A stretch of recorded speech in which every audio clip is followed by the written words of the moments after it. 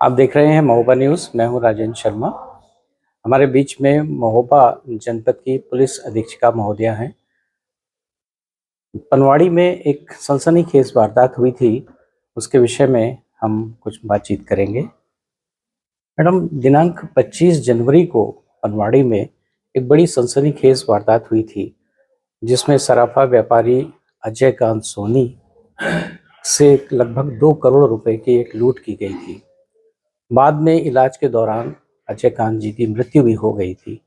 ये बहुत सनसनीखेज वारदात हो गई थी, जिसको कि जनपद में चारों तरफ इस वारदात ने एक अजीब सा माहौल पैदा कर दिया था, भय का भी माहौल पैदा कर दिया था। आपने इस घटना को काफ़ी तेज़ी से, त्वरित से इसको खोला है। तो इस घटना को खोलने में आपको काफ़ी मेहनत करना पड़ी होगी, क्योंकि मुझे लगता है कि वहाँ पे सीसीटीवी जैसी चीज़ें भी उपलब्ध नहीं थीं। आपने सही बताया, ये हमारे लिए बहुत बड़ा चैलेंज था। और सबसे बड़ी बात ये थी कि वहाँ पर, जैसा आपने सही बताया, वहाँ पर सीसीटीवी भी ज़्यादा उपलब्ध नहीं थे। ज़्यादा जानकारी नहीं मिल पा रही थी किसने इस तरह की घटना को कारित किया होगा। और ऐसा भी प्रतीत होता था कि ये लोकल के लोग नहीं है, कहीं दूर के लोग हो सकते हैं। टाइप ऑफ क्राइम जिस तरह का था, इसमें हमारे द्वारा कई टीमों का गठन किया गया था। और सीसीटीवी जितने भी उपलब्ध थे, उनका अलग से मैंने एक नोडल सीओ कुलपहाड़ को बनाया था, जो कि थाना पनवाड़ी में सब तरह के डीवीआरों का परीक्षण कर रही थी। उनके द्वारा बहुत महत्वपूर्ण इनपुट्स हमें दिए गए। साथ ही जो हमारे सीडीआर थे, जितने भी लोगों के हमने हमने हमें जिन पे डाउट था, उन सबके सीडीआर्स के लिए एक पृथक से टीम गठित की गई थी। साथ ही सर्वेलेंस जो कि अपना अलग से काम कर रही थी, वह मैनुअल मुखबिरी। इस तरह से लगभग आज समझ लीजिए 5-6 टीमें बराबर अलग अलग विषयों पे काम कर रही थी। उनका डेडिकेटेड था कि उन्हें क्या करना है, ताकि हम लोग ज्यादा सक्सेसफुली इसको कर सकें। और इन सब टीम एफर्ट का काम था कि हमें इसमें सक्सेस मिली। आज से 4 दिन पूर्व हम लोग इसमें 3 अभियुक्तों को जेल भेजने में सक्सेसफुल रहे थे, जिसमें लोकल का ही एक अब्दुल हमीद था, जो कि वहीं श्री अजय कांत सोनी के दुकान के 3-4 दुकान छोड़कर उसकी एक छोटी सी कॉस्मेटिक की दुकान है, वो इसमें लोकल का व्यक्ति था, जिसके द्वारा सारी मुखबिरी की गई थी। तो हमने जब उसको पकड़ लिया, तो उसके माध्यम से हमें बहुत सारी मेजर रिकवरी हुई, जो उसका और उसके अन्य साथी एक आनंद नाम का लड़का इन लोगों ने बुलवाया था मध्य प्रदेश से, दतिया से। वो भी एक अपराधी किस्म का व्यक्ति था। उन इन लोगों से सबसे हमें कुल मिलाकर के लगभग 1 किलो सोना व 12.5 किलो चांदी व 45,000 रुपए रिकवर हुए थे। साथ ही इनके द्वारा बताया गया, अब्दुल हमीद द्वारा, कि इनका एक रिश्तेदार सकूर, जो कि दतिया निवासी है, वो इनके पास आके 1 महीने से रहा था, वो और उसके 2 लड़के। और ये सभी अपराधी हैं, और इन लोगों के द्वारा भी इसमें पूरा कंट्रीब्यूशन दिया गया था। जब हम लोगों ने फर्दर दतिया में पता करा, तो ये वहाँ पुलिस कस्टडी से भागा हुआ भी है सकूर, और बड़े बड़े जघन्य अपराध ये कर चुका है। इसको तुरंत टारगेट पे लिया गया, और वेरियस टीमें बहुत जगह गई थी हमारी, बहुत जगहों से हमें इनपुट्स आए थे। और फाइनली ये लोग जो है जब यहाँ पर पहुंचे हुए थे, तो आज पुलिस मुठभेड़ में सकूर और उसका एक लड़का नईम पकड़े गए। साथ ही इनके द्वारा बताया गया, इनके 3 साथी और हैं, जिनमें एक सकूर का बेटा और वो 2 अन्य लोग हैं, क्योंकि इनका एक रिश्तेदार याकूब भी था, जिसको इन्होंने थोड़ा माल बेचने के लिए दिया था, जिसने फिर फर्दर ग्वालियर में एक ज्वेलर के पास इस माल को आधे को बेच पाए थे, जिसके 25 लाख रुपए भी रिकवर हुए हैं, और 400 ग्राम सोना उस ज्वेलर के पास से रिकवर हुआ है। कुल मिलाकर के ये सब चीजें इनके पास से रिकवर हुई। साथ ही घटना में जो प्रयुक्त पल्सर बाइक थी, वो भी इन लोगों के पास से रिकवर हो गई है। इस तरह से ये पूरा घटनाक्रम जो है कुल मिलाकर के काफी टफ था, बिल्कुल ही ब्लाइंड था। बाहर के लोग थे, और बिल्कुल नहीं सोचा जा सकता था कि कुछ 2-3 दुकानें छोड़कर जो व्यक्ति इतने सालों से दुकान करता है, उसने इस तरह की किसी घटना को अंजाम दिया होगा। तो इसमें बहुत ही मेहनत करके इसको खोला गया है, और ये आज पूरा खुलासा इसका किया गया है।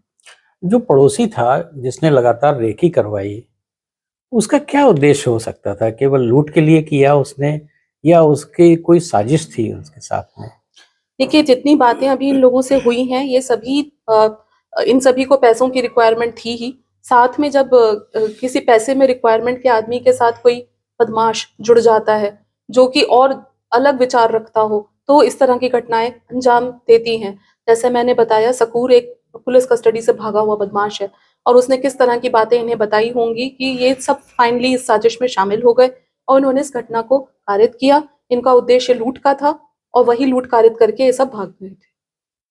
आपने लगातार जनपद में बड़ी-बड़ी घटनाओं को खोला है, अंजाम दिया है। ये घटना तुरंत नहीं, आप जल्दी नहीं खुल पा रही थी आपसे, और व्यापारियों में एक आक्रोश भी देखने को मिल रहा था। उस समय कुछ दबाव महसूस किया होगा आपने?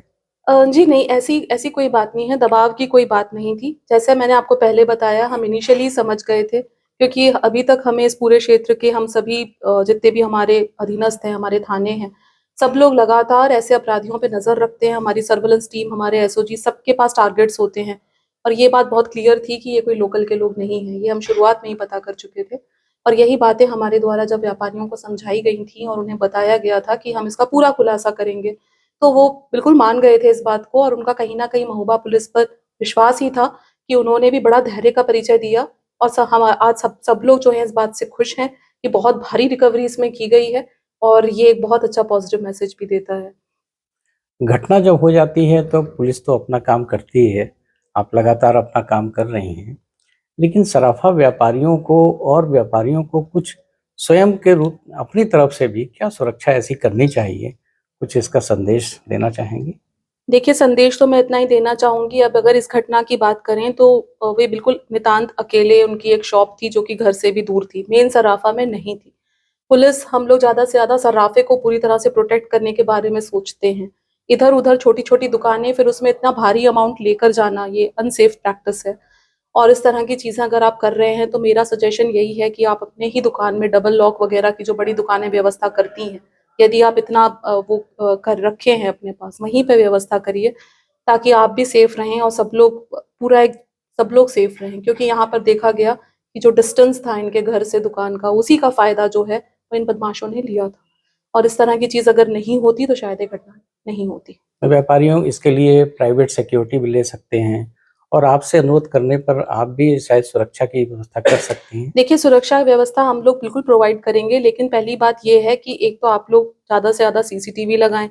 हमें बहुत फ़ायदा होता है सीसीटीवियों से, क्योंकि जो अभी हमारे पास इस घटना में भी सीसीटीवी फुटेजेस आए थे, जैसा आपने भी शुरुआत में बताया, कम आए थे और उस एरिया में मेन कस्बा है वो। मेरा अनुरोध यही है कि ज़्यादा से ज़्यादा अच्छी क्वालिटी के सीसीटीवी लगाएँ।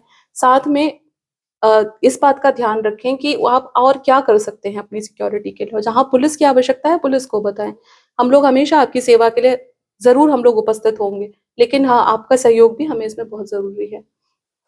आपने इस बड़ी घटना को खोला है, न केवल इस घटना को बल्कि लगातार एक चेन चली आ रही है, आप लगातार घटनाओं को खोलती जा रही हैं।